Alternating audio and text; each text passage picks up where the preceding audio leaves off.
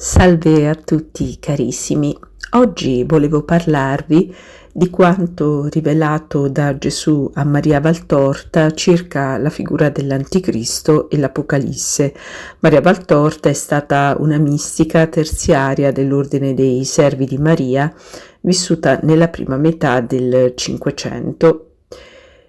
Dice Gesù a Maria Valtorta: se si osservasse per bene quanto da qualche tempo avviene, e specie dagli inizi di questo secolo che precede il secondo 1000. Gesù ha fatto queste rivelazioni a Maria Valtorta nel 1943. Si dovrebbe pensare che i 7 sigilli sono stati aperti. Mai come ora io mi sono agitato per tornare fra voi con la mia parola e radunare le schiere dei miei eletti, per partire con essi e con i miei angeli a dare battaglia alle forze occulte che lavorano per scavare all'umanità le porte dell'abisso. Guerra, fame, pestilenze, strumenti di omicidio bellico che sono più che le bestie feroci menzionate dal prediletto, terremoti, segni nel cielo, eruzioni dalle viscere del suolo e chiamate miracolose a vie mistiche di piccole anime mosse dall'amore, persecuzioni contro i miei seguaci, altezze d'anime e bassezze di corpi. Nulla manca dei segni per cui può parervi prossimo il momento della mia ira e della mia giustizia. Nell'orrore che provate, esclamate: il tempo è giunto, più tremendo di così non può divenire. E chiamate a gran voce la fine che vi liberi. La chiamano i colpevoli, irridendo e maledicendo come sempre. La chiamano i buoni, che non possono più oltre vedere il male trionfare sul bene. Oh, pace, miei eletti, ancora un poco e poi verrò. La somma di sacrificio necessaria a giustificare la creazione dell'uomo e il sacrificio del Figlio di Dio non è ancora compiuta. Ancora non è terminato lo schieramento delle mie coorti e gli angeli del segno non hanno ancora posto il sigillo glorioso su tutte le fronti di coloro che hanno meritato di essere eletti alla gloria. L'obbrobrio della terra è tale che il suo fumo, di poco dissimile a quello che scaturisce dalla dimora di Satana, sale sino ai piedi del trono di Dio con sacrilego impeto. Prima dell'apparizione della mia gloria occorre che Oriente ed Occidente siano purificati per essere degni dell'apparire del mio volto.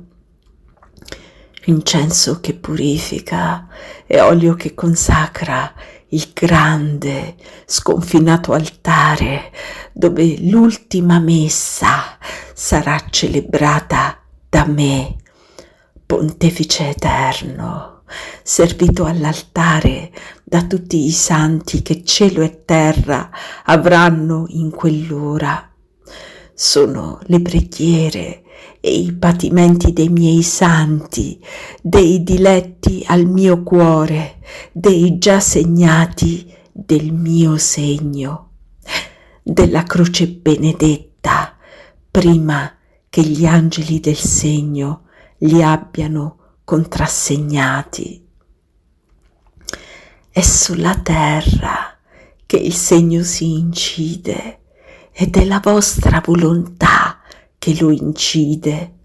Poi gli angeli lo empiono di un oro incandescente che non si cancella e che fa splendere come sole la vostra fronte nel mio paradiso. Grande è l'orrore di ora, diletti miei, ma quanto ha ancora da aumentare per essere l'orrore dei tempi ultimi. E se veramente pare che Assenzio si sia mescolato al pane, al vino, al sonno dell'uomo, molto altro Assenzio deve ancora gocciare nelle vostre acque, sulle vostre tavole, sui vostri giacigli, prima che abbiate raggiunto l'amarezza totale, che sarà la campagna degli ultimi giorni di questa razza creata dall'amore, salvata dall'amore e che si è venduta all'odio. Che se Caino andò ramingando per la terra per aver ucciso un sangue innocente, ma sempre sangue inquinato dalla colpa d'origine, e non trovò chi lo levasse dal tormento del ricordo, perché il segno di Dio era su di lui per suo castigo, e generò nell'amarezza, e nell'amarezza visse, e vide vivere, e nell'amarezza morì. Che non deve soffrire la razza dell'uomo, che uccise di fatto e uccide col desiderio il sangue innocentissimo che lo ha salvato? Dunque, pensate pure che questi sono i prodromi, ma non è ancora l'ora. Vi sono i precursori di colui che ho detto potersi chiamare negazione, male fatto carne, orrore, sacrilegio, figlio di Satana, vendetta, distruzione. E potrei continuare a dargli nomi di chiara e paurosa indicazione, ma egli non vi è ancora. Sarà persona molto in alto come un astro, non un astro umano che brilli in un cielo umano, ma un astro di una sfera soprannaturale, il quale, cedendo alla lusinga del nemico, conoscerà la superbia dopo l'umiltà, l'ateismo dopo la fede, la lussuria dopo la castità, la fame dell'oro dopo l'evangelica povertà, la sete degli onori dopo il nascondimento. Meno pauroso il vedere piombare una stella dal firmamento che non vedere precipitare nelle spire di Satana questa creatura già eletta, la quale del suo padre di elezione copierà il peccato. Lucifero, per superbia, divenne il maledetto e l'oscuro. L'anticristo, per superbia di un'ora, diverrà il maledetto e l'oscuro, dopo essere stato un astro del mio esercito.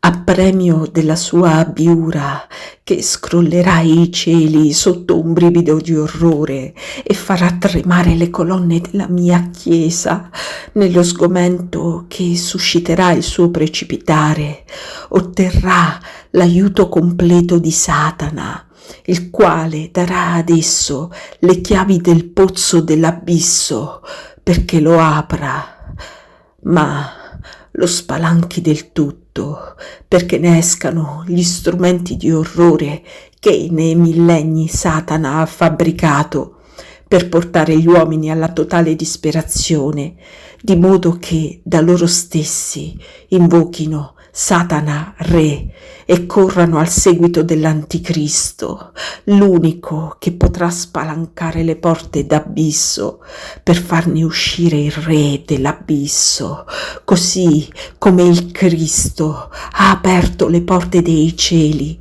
per farne uscire la grazia e il perdono che fanno degli uomini dei simili a Dio e re di un regno eterno in cui il re dei re sono io.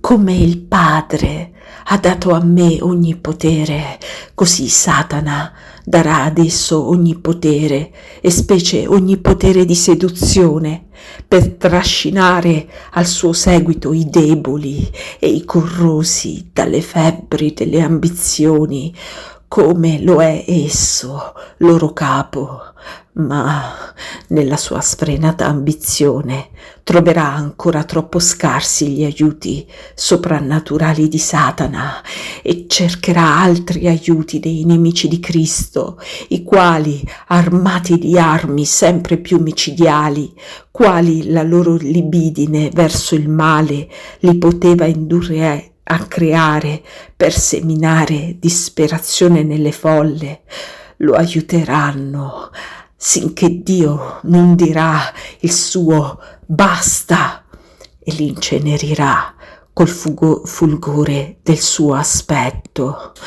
Molto, troppo, e non per sete buona e per onesto desiderio di porre riparo al male incalzante, ma sì bene soltanto per curiosità inutile. Molto, troppo si è arzigogolato nei secoli su quanto Giovanni ci dice nel capitolo 10 dell'Apocalisse. Ma sappi, Maria, che io permetto si sappia quanto può essere utile sapere, e velo quanto trovo inutile che voi sappiate. Troppo deboli siete, poveri figli miei, per conoscere il nome d'onore dei 7 tuoni apocalittici. Il mio angelo ha detto a Giovanni: sigilla quello che han detto i 7 tuoni e non lo scrivere. Io dico che ciò che è sigillato non è ancora ora che sia aperto, e se Giovanni non lo ha scritto, io non lo dirò. Del resto a voi non tocca gustare quell'orrore. Ah, perciò non vi resta che pregare per coloro che lo dovranno subire, perché la forza non naufraghi in essi e non passino a far parte della turba di coloro che sotto la sferza del flagello non conosceranno penitenza e bestemmieranno il Dio in luogo di chiamarlo in loro aiuto. Molti di questi sono già sulla terra e il loro seme sarà 7 volte 7, più demoniaco di essi. Io, non il mio angelo, io stesso giuro che quando sarà finito il tuono della 7ª tromba e compiuto l'orrore del 7° flagello, senza che la razza di Adamo riconosca Cristo Re, Signore, Redentore e Dio, e invocata la sua misericordia, il suo nome, nel quale è la salvezza, io, per il mio nome e per la mia natura, giuro che fermerò l'attimo nell'eternità. Cesserà il tempo e comincerà il giudizio che divide in eterno il bene dal male, dopo millenni di convivenza sulla terra. Il bene tornerà alla sorgente da cui è venuto.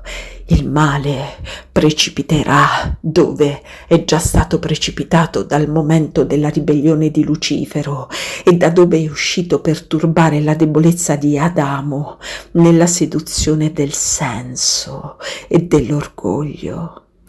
Allora il mistero di Dio si compirà, allora conoscerete il Dio. Tutti gli uomini della terra, da Adamo all'ultimo nato, radunati come granelli di rena sulla duna del lido eterno, vedranno il Dio, Signore, Creatore, Giudice, Re. Sì, lo vedrete questo Dio che avete amato, bestemmiato, seguito, schernito, benedetto, vilipeso, servito, sfuggito. Lo vedrete, saprete allora quanto egli meritava il vostro amore e quanto era meritevole il servirlo. Oh, gioia di coloro che avranno consumato se stessi nell'amarlo e nell'ubbidirlo. Oh, terrore di coloro che sono stati i suoi Giuda, i suoi Caini, di coloro che hanno preferito seguire l'antagonista e il seduttore, il luogo del Verbo umanato, in cui è redenzione del Cristo, via al Padre di Gesù, verità santissima del Verbo, vita vera.